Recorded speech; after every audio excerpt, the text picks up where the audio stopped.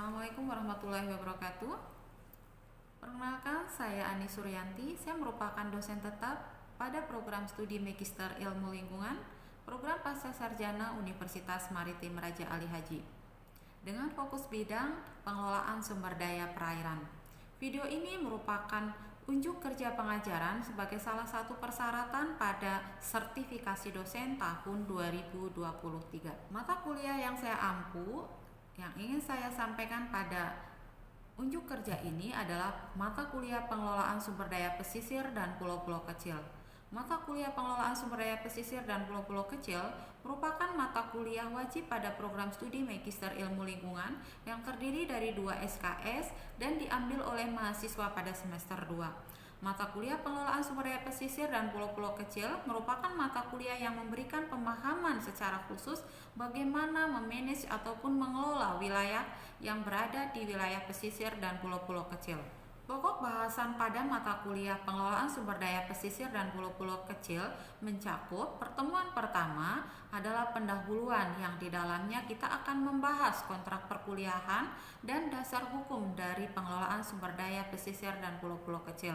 Pada pertemuan kedua kita berdiskusi mengenai definisi wilayah pesisir dan pulau-pulau kecil, ruang lingkup dari pengelolaan sumber daya pesisir dan pulau-pulau kecil.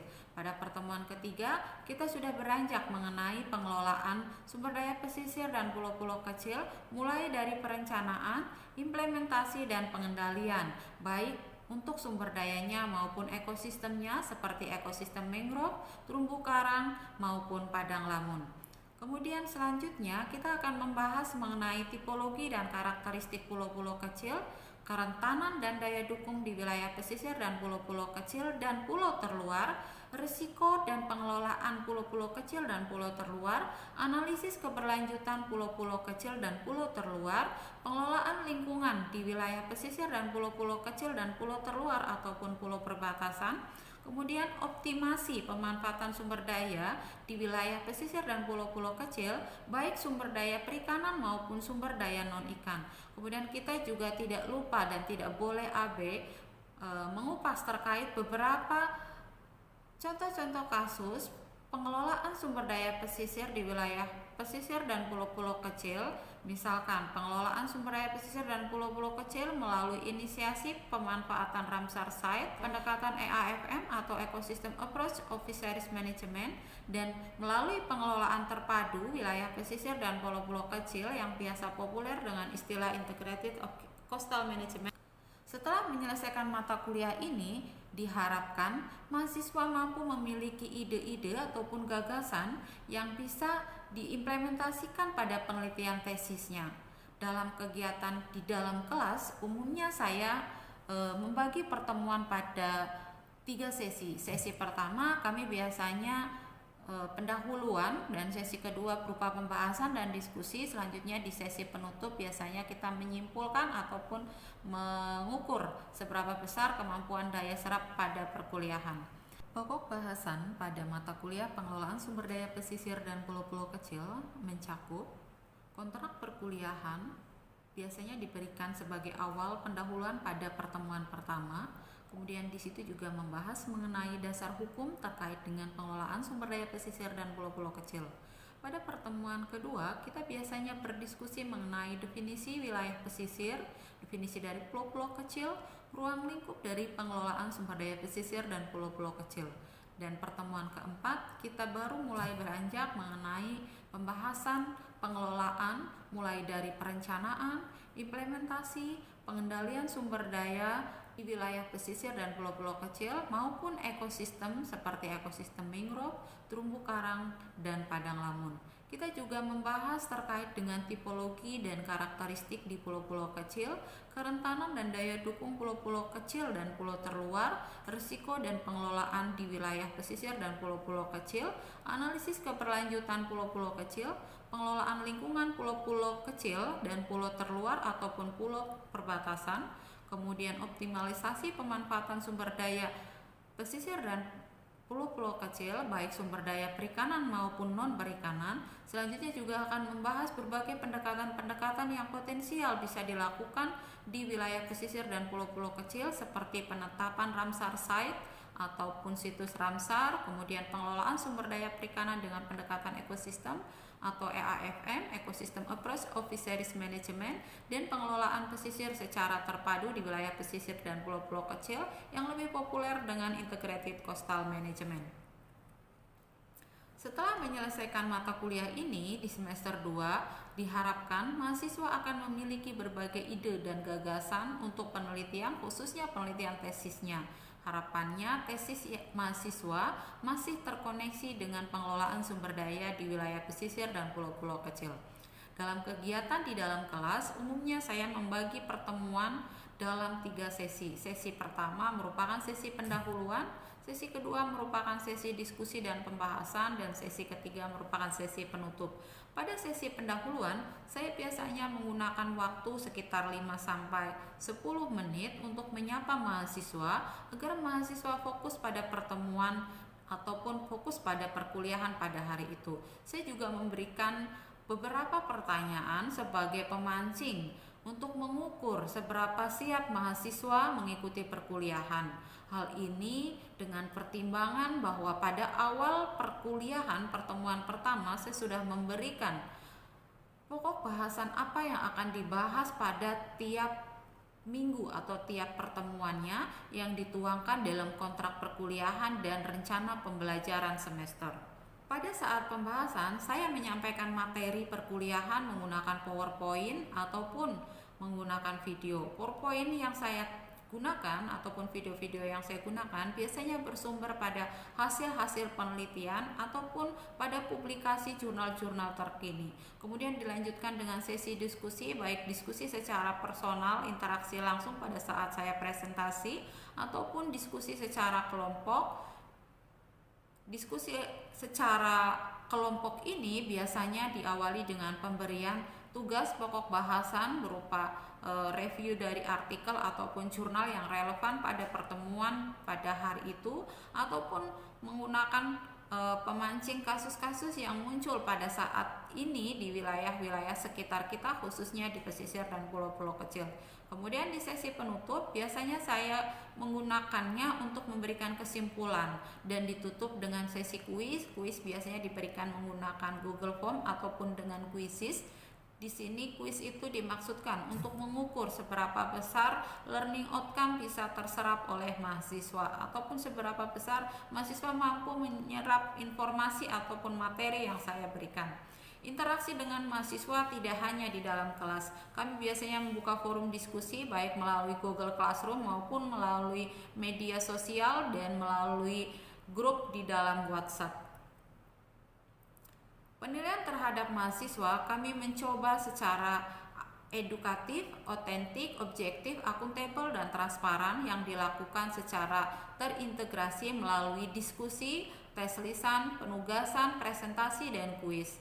Selanjutnya kami juga mengambil penilaian melalui ujian tengah semester dan ujian akhir semester.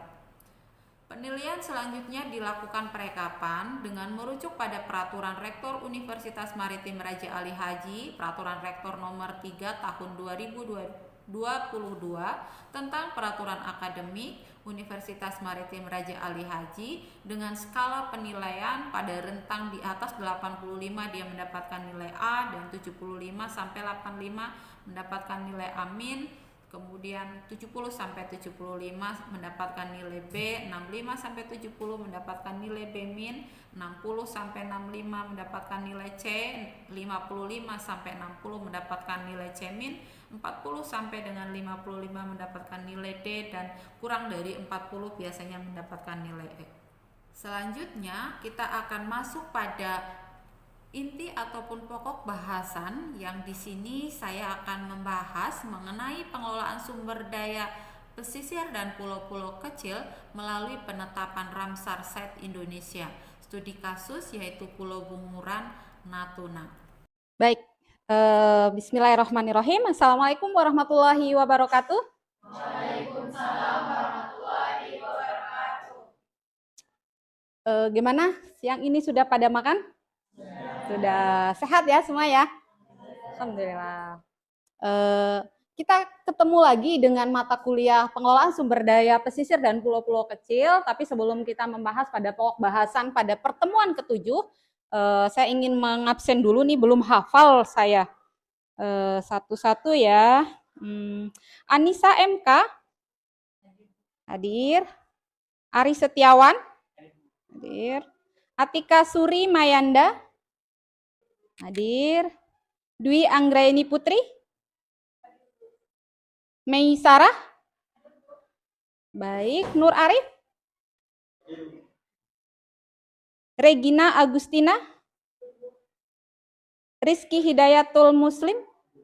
Langsung saja ya, ini kita sudah memberikan clue pada kontrak perkuliahan di awal semester terkait dengan RPS yang disampaikan pada pertemuan mata kuliah ini. Di pertemuan ketujuh kita membahas mengenai pengelolaan sumber daya pesisir dan pulau-pulau kecil, khususnya untuk penetapan Ramsar Site Indonesia. Saya mengambil kasus di sini adalah Natuna ya, di Pulau Bunguran pada khususnya. Sebelum saya masuk, mungkin sebagai pemancing sejauh mana kesiapan adik-adik sudah membaca materi atau belum. Ada yang pernah dengar istilah Ramsar Site? Ada nih. Apa itu berkaitan dengan salah satu ekosistem yang ada di pesisir, yaitu rawa-rawa, Bu? Ada yang mau memberi argumen atau masukan?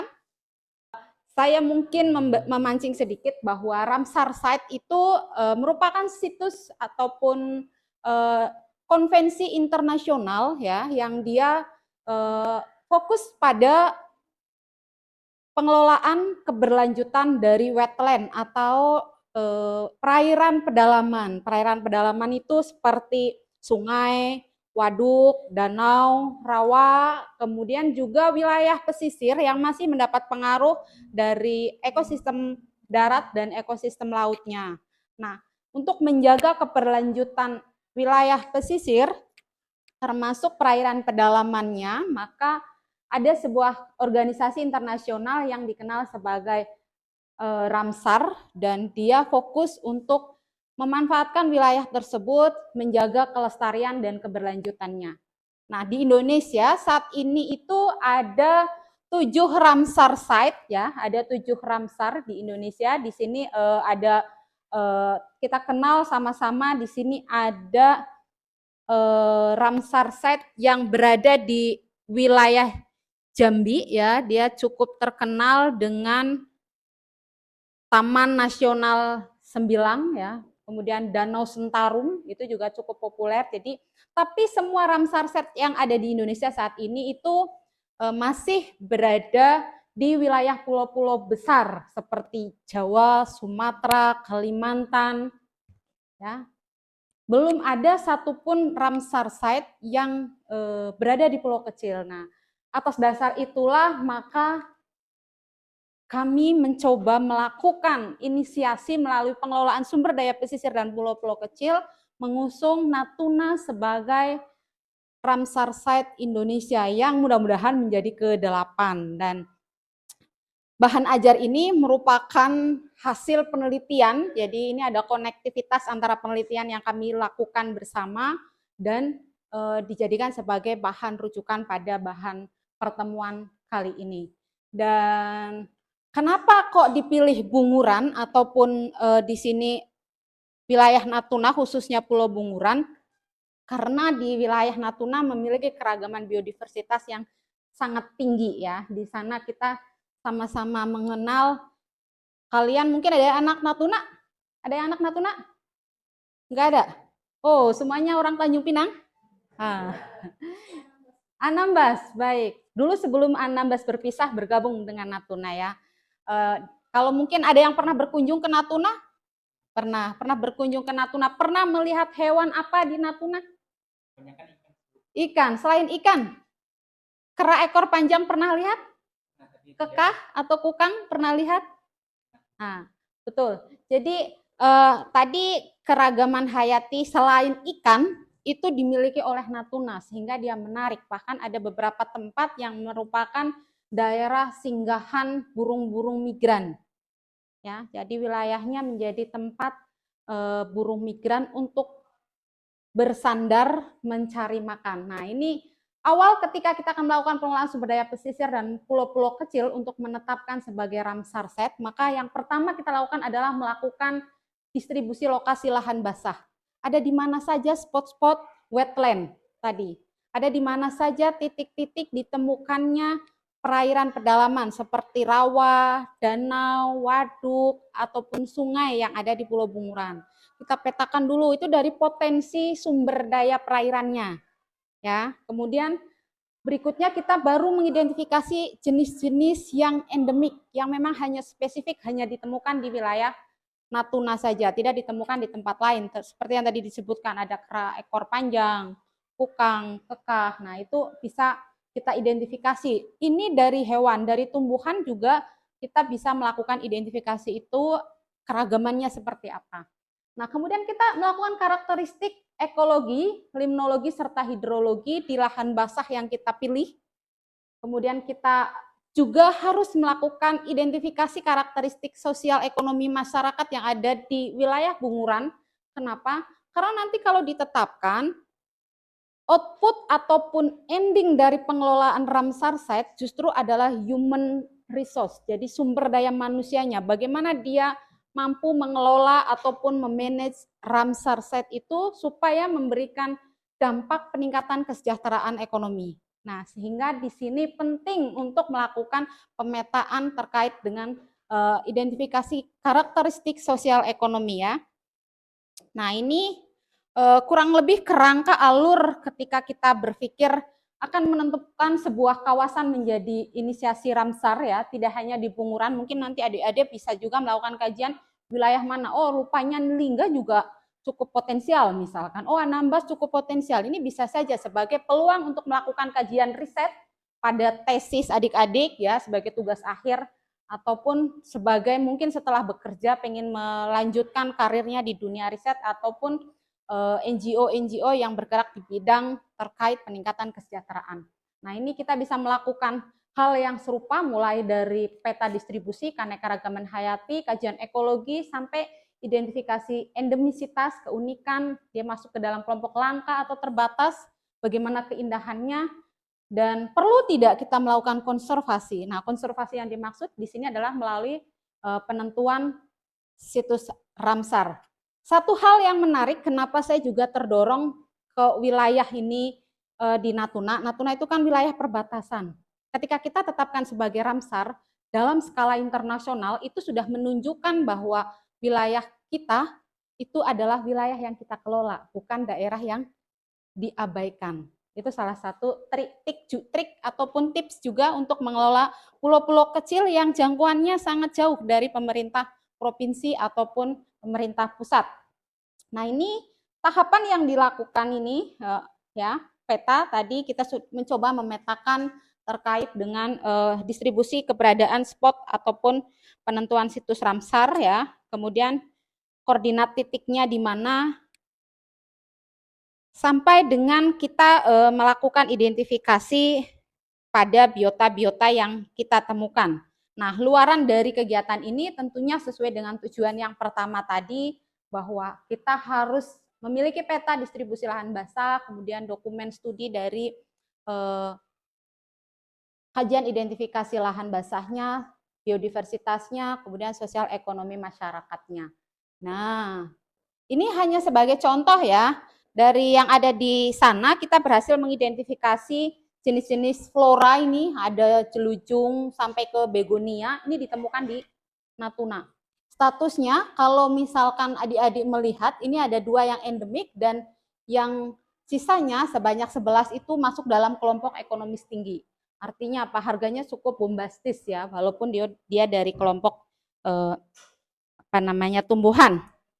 Nah, ini dari tumbuhan darat ya juga sama, bahkan kita menemukan ada sekitar 6 spesies yang statusnya dia North Treatment atau kita di dalam IUCN ya, itu dia statusnya Red List. Jadi dia dilindungi secara IUCN. Nah, ini yang status endemik untuk satwa daratnya. Ada kekah Natuna, kukang, kemudian kera ekor panjang, kemudian tarius, ada tokek. Nah, ini bisa kita temukan di sana. Nah, ini yang tadi mengenal katanya tadi ikan yang paling dominan. Nah, rupanya di sana juga ada beberapa jenis ikan yang sangat potensial untuk kita lindungi, termasuk kita mengenal Napoleon ya, sangat populer ya nggak? Anambas populer dengan Napoleon dengan harga jual yang cukup tinggi, dan ini juga masuk ke dalam endangered species ya.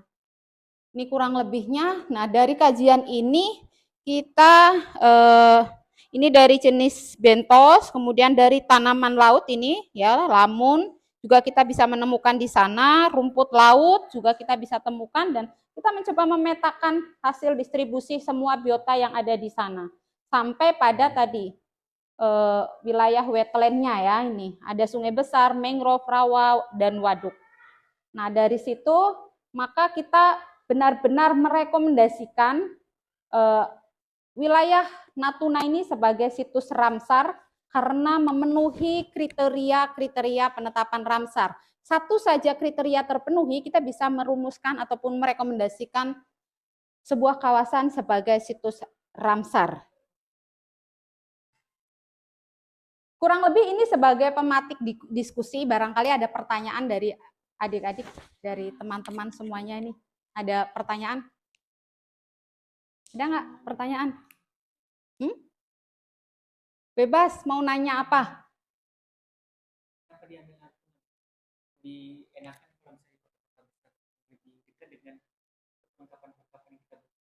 Baik, kenapa diambil Natuna? Ya, tidak diambil wilayah kota-kota besar, Tanjung Pinang gitu. Nah, baik. Tadi sasaran target kita adalah pulau-pulau kecil, sesuai dengan judul mata kuliah ini. Bintan itu tidak masuk dalam kelompok pulau kecil, ya. Itu yang pertama. Jadi pulau kecil dengan pertimbangan keanekaragaman hayatinya cukup tinggi, ya. Kemudian memiliki potensi wetland yang cukup banyak, ya, seperti danau, waduk, rawa, sungai tadi. Kemudian juga tadi ada kepentingan kita untuk menunjukkan pada dunia internasional bahwa wilayah perbatasan kita kelola dengan baik. Nah, itu menjadi pertimbangan kita kenapa kita memilih Natuna pada saat itu. Ada lagi? Kalau apakah ada perlakuan khusus terhadap biota-biota yang di Ramsar site ini dibandingkan dengan biota yang tidak masuk dalam Ramsar site ini, Bu? Baik, setelah ditetapkan sebagai situs Ramsar, maka akan ditentukan wilayah mana yang bisa kita manfaatkan dan wilayah mana yang harus kita conserve, harus kita lindungi, harus kita protect. Artinya biotanya boleh kita manfaatkan jika itu berada di wilayah pemanfaatan. Hampir mirip dengan konservasi, hanya di sini tidak terbagi dalam zona inti, zona pemanfaatan, dan zona penyangga. Ini adalah kesepakatan bersama yang disepakati melalui situs Ramsar bersama dengan masyarakat yang tinggal di Natuna atau di wilayah yang ditetapkan sebagai Ramsar. Baik, Bu, terima kasih. Baik, ada lagi? Sebagai situs Ramsar, apakah di suatu kawasan lahan yang tidak basah dapat dipertimbangkan sebagai situs Ramsar juga? Baik, lahan basah yang dimaksud adalah wetland ya. Tadi wetland itu masuk cakupannya adalah sungai, rawa, waduk, sungai, dan wilayah pesisir yang masih terpengaruh darat dan laut ataupun laut dan darat sebaliknya. Jadi ketika dia bukan lahan basah artinya terestrial kan, daratan. Kalau daratan dia bukan di bawah konvensi Ramsar. Konvensi Ramsar hanya menangani kasus untuk wetland atau lahan basah. Bisa diterima? Ada lagi? Baik, kalau tidak ada lagi pertanyaan, saya mungkin ingin dari diskusi ini mungkin membentuk kelompok kecil, karena ini nggak banyak mahasiswanya, mungkin 2 kelompok saja untuk jadi bahan diskusi. Memilih pengelolaan apa yang tepat ya, nanti kita akan presentasi mungkin 5 menitan dari peserta ataupun dari mahasiswa perwakilan, dan nanti bisa disambut untuk diskusi lebih lanjut. Kita break untuk membuat kelompok, dan saya langsung bagi saja NIM 1 sampai dengan 8 itu masuk dalam kelompok A, kemudian NIM 9 sampai dengan NIM 15 masuk dalam kelompok B.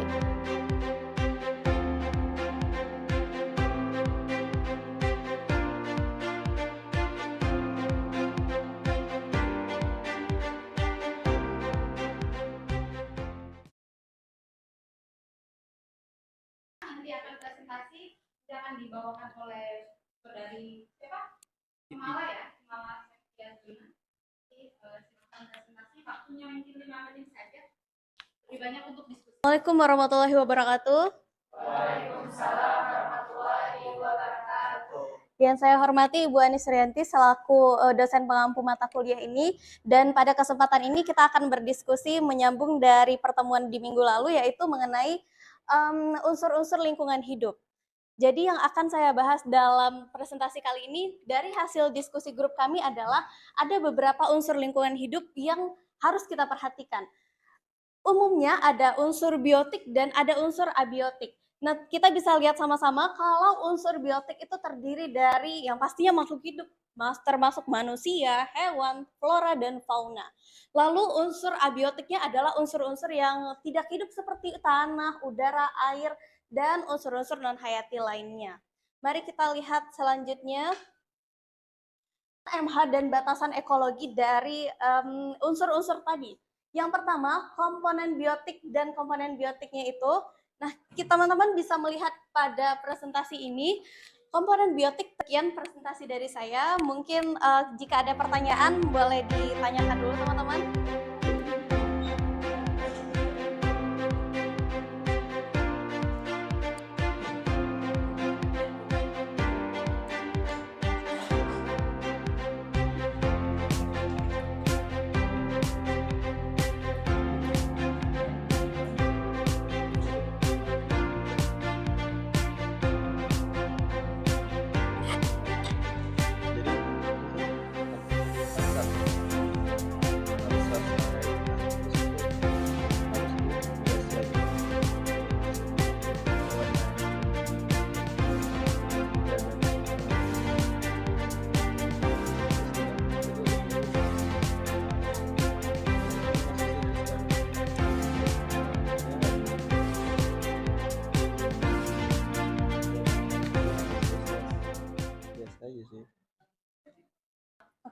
Baik, karena waktu sudah habis, kalau tidak ada pertanyaan, nanti 5 menit sebelum saya tutup, adik-adik saya akan share link untuk mengerjakan post test ya, melalui WhatsApp. Nanti silakan dikerjakan, dan waktu mengerjakan hanya 20 menit dan hanya akan dibuka dalam rentang 20 menit saja. Jadi nanti begitu saya share, kalian bisa langsung mengakses linknya dan mengerjakan soalnya. Kalau tidak ada pertanyaan lain, kuliah kita saya rasa sampai di sini, dan kurang lebihnya saya mohon maaf. Sampai ketemu di pekan ke-8 ya. UAS artinya ya kalau di materi. Saya tutup. Billahi taufiq wal hidayah. Wassalamualaikum warahmatullahi wabarakatuh. Waalaikumsalam.